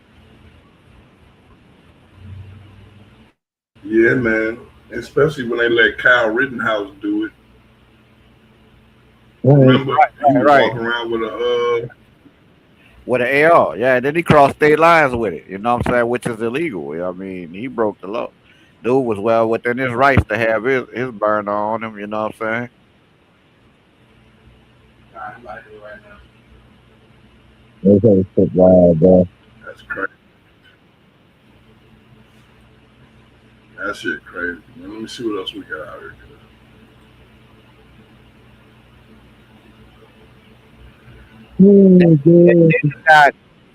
Then you got in the back chat, you got proponents of the Second Amendment supporting the actions of those federal agents, which goes completely against your proponent, you being the proponent of the Second Amendment, because you make your own self a target. A lot of people.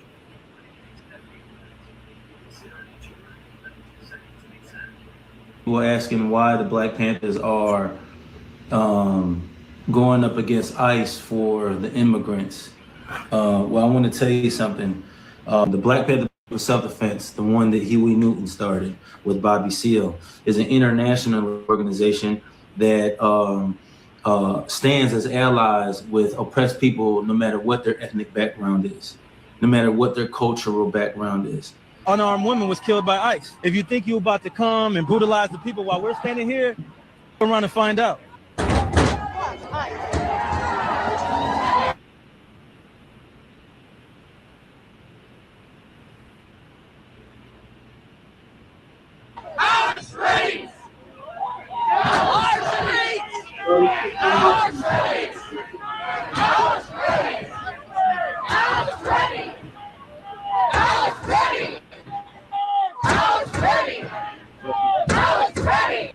Shooting in Minneapolis sparked protests all across the country, some of them in frigid temperatures. People gathered in Washington.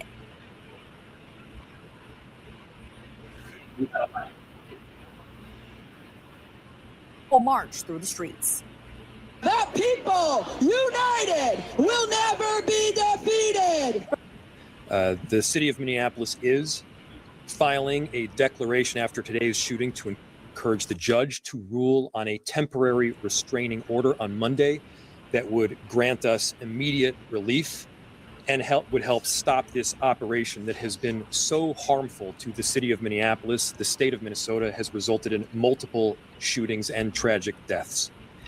I have formally requested assistance from the National Guard to support the limited number of officers that we have in the Minneapolis Police Department.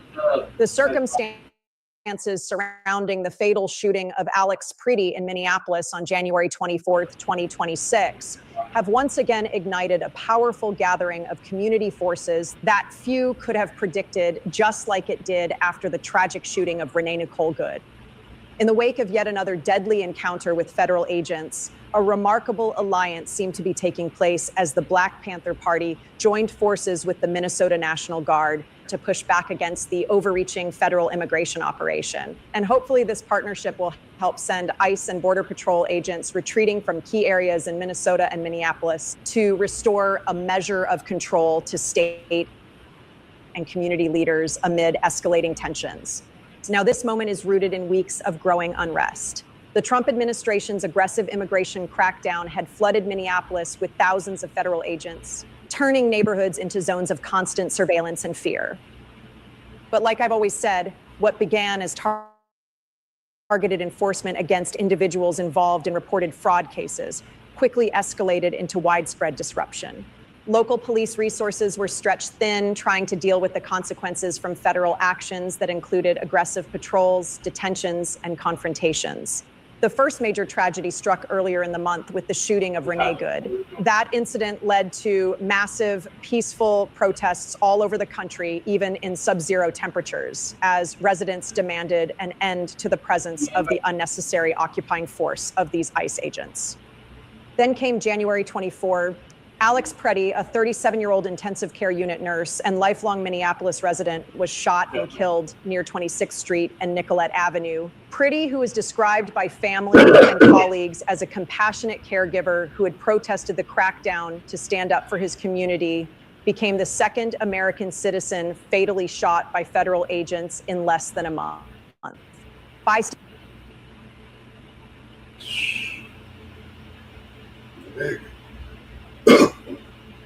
And then try to weigh this shit in front of the people. Like a Jedi mind trick. It's a Jedi mind trick. Right. What you saw, you didn't see, nigga. He was on.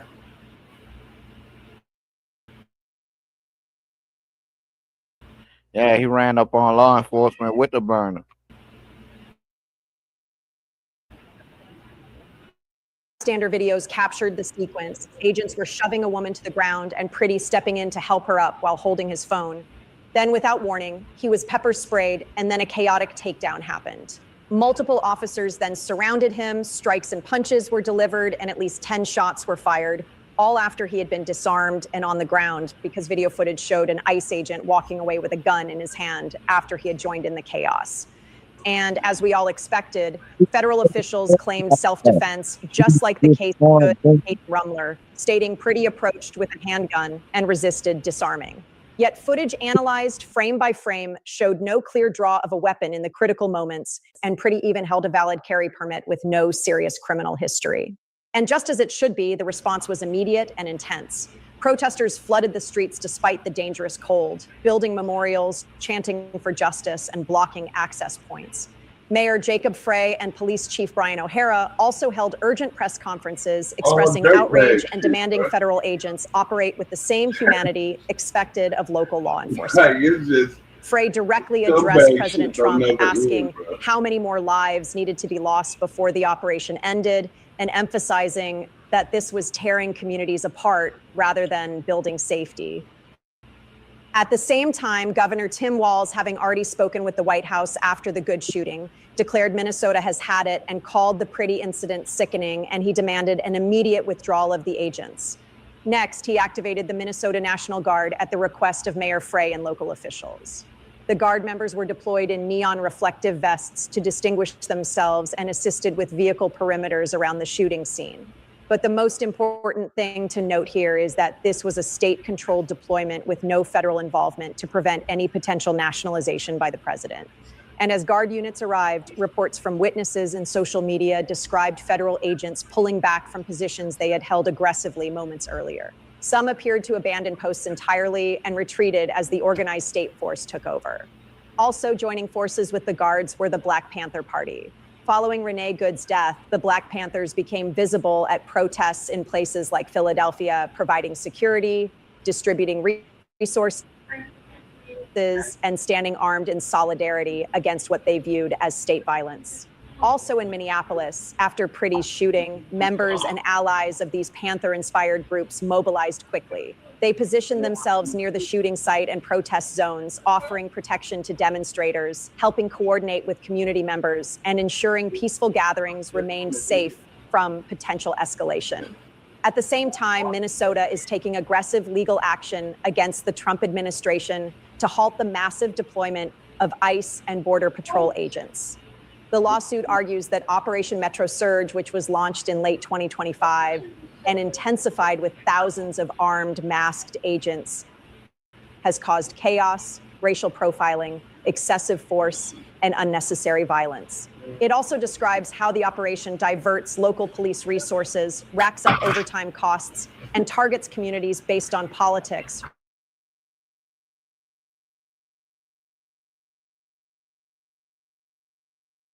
rather than legit and federal law, demanding an injunction to stop the operations, ban tactics like threatening force against non-targets, require visible identification and body cameras for agents, and end mask usage that conceals identities.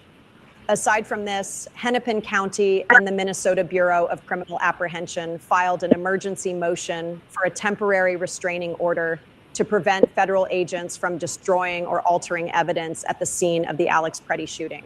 Thankfully, a federal judge granted a limited TRO late that Saturday, barring DHS from tampering with evidence through Monday, when further arguments were expected. Minneapolis Mayor Jacob Frey also announced the city would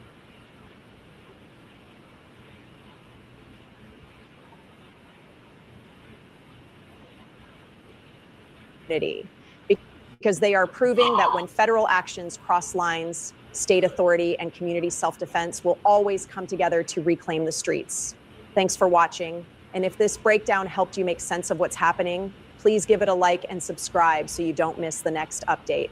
Also, share this video and turn on your notifications. Until next time, stay curious.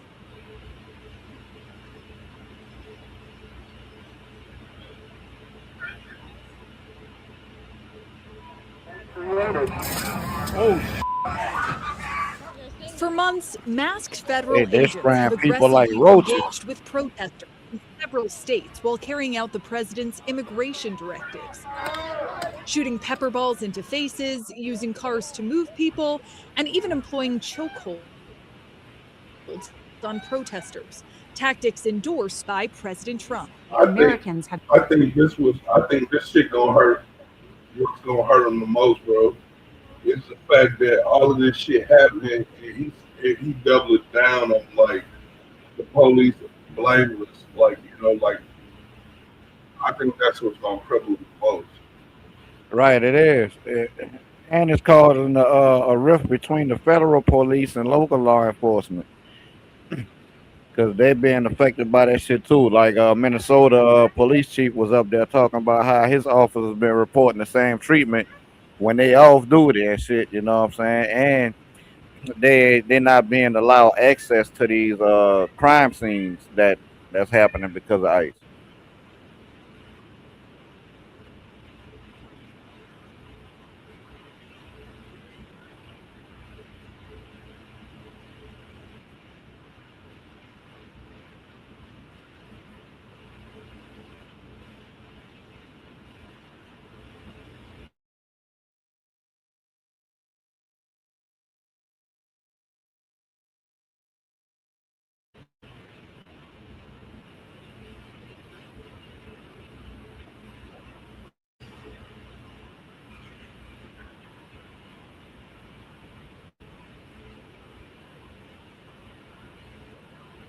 What else you got, bro? You got something else you want to cover? Yeah.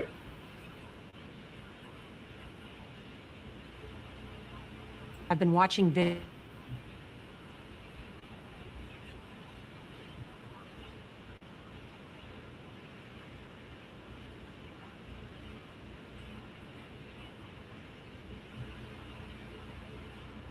Joining us now are Jason Hauser, former chief of staff for ICE under President Biden for Congress in New York. With you and what they're saying, and the fact that you already have people in the administration coming out and describing Alex Peretti as a would-be assassin, as a domestic terrorist, and yet when they get pressed to substantiate any of their allegations, they throw their hands up in the air and say, "Oh, the investigation is going to determine that," and it's investigation being led by an agency that is ill-equipped to do so. Yeah, thanks for the question. I think my thoughts come around two or three different key points. First, I asked myself, as a former chief of staff of ICE, is how would these investigations typically happen? There would be a multi-pronged, multi-agency review, sort of unbiased, out of the political sphere, out of social media, review investigation that would include interviews, going through the surveillance video, etc. This would happen in typical ICE practice, whether there's a death in custody or whether there's a use of force in this instance. It would clearly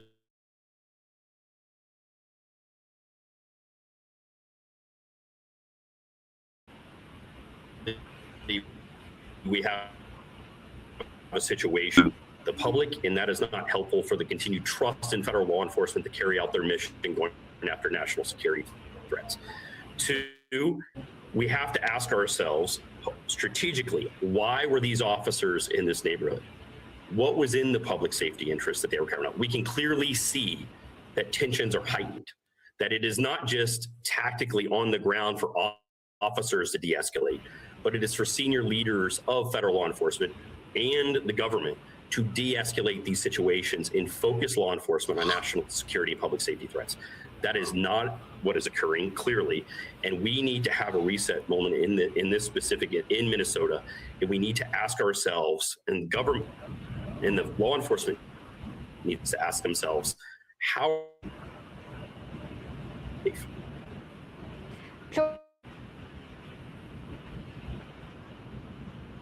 George, you have been yourself now that you're running in a Democratic primary.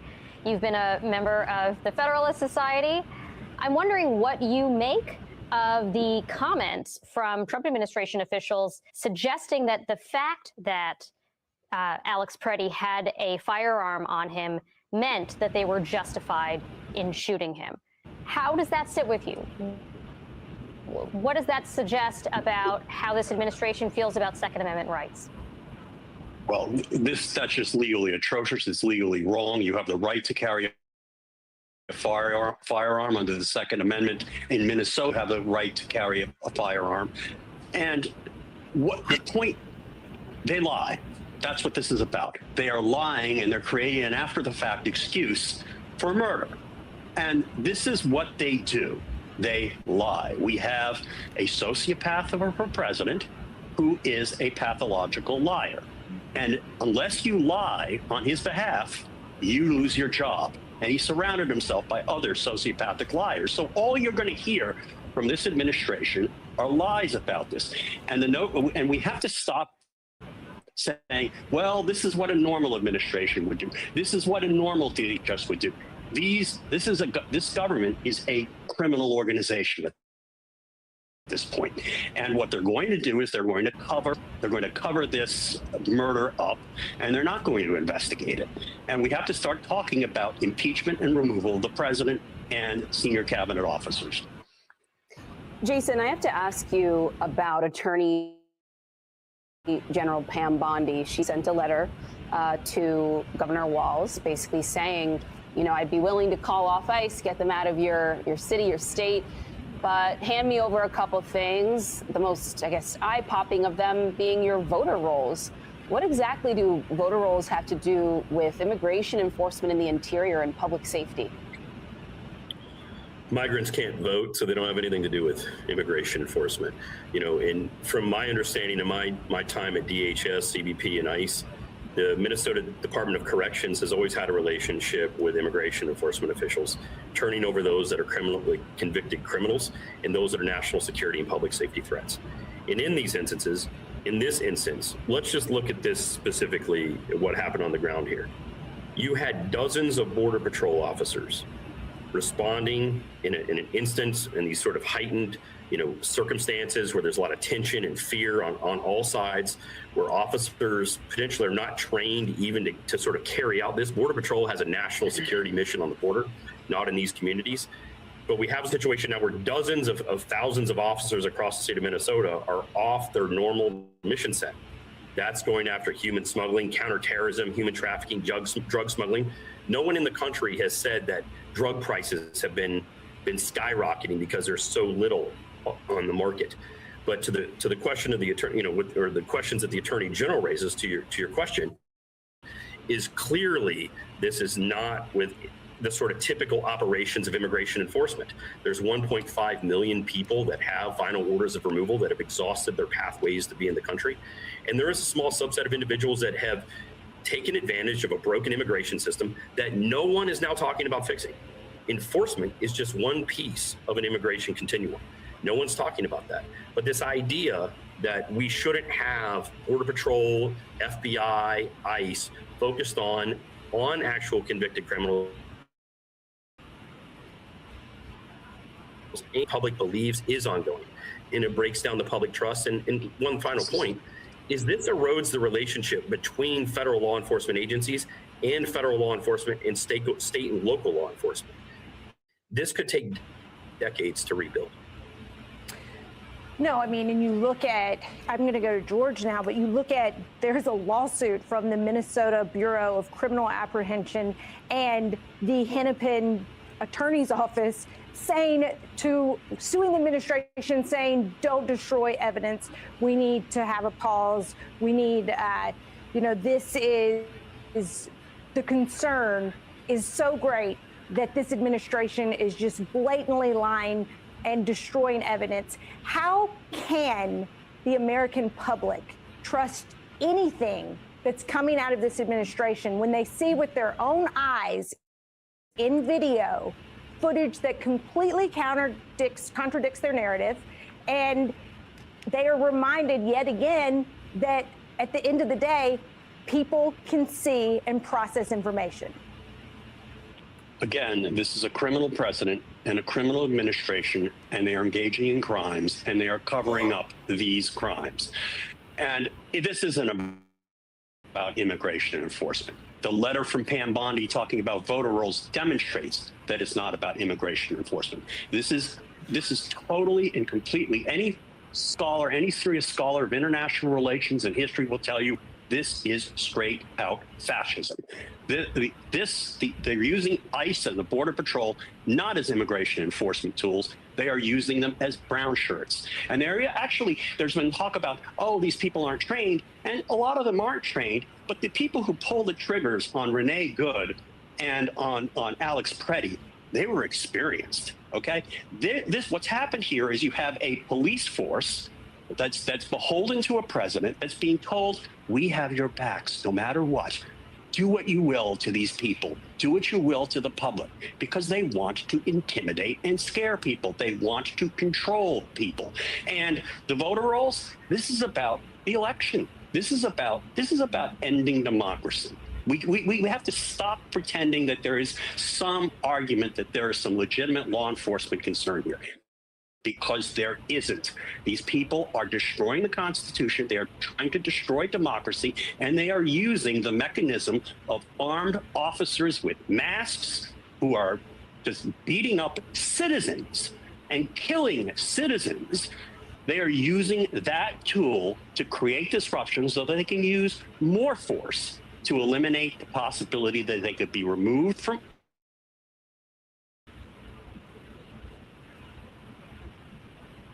office committee in the United States today. And if we say it in any words that are less blunt, we're not telling the truth to the people.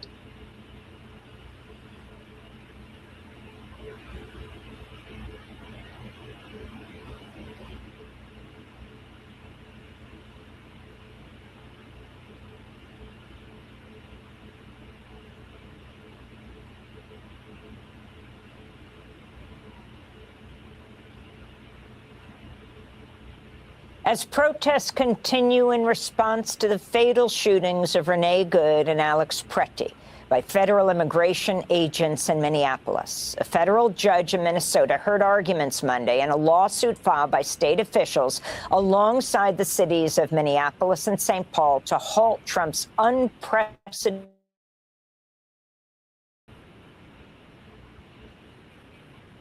to the state. Minnesota General Keith Ellison, who was in court yesterday, has likened the deployment of ICE agents to a federal invasion.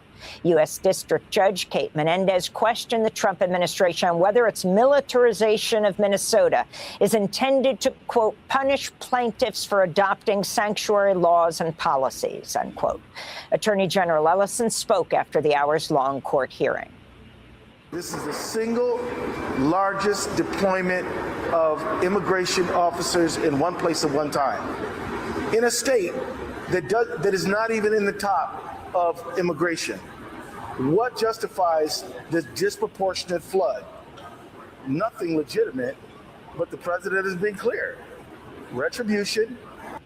In a separate hearing later in the day, a Trump administration lawyer assured a Minneapolis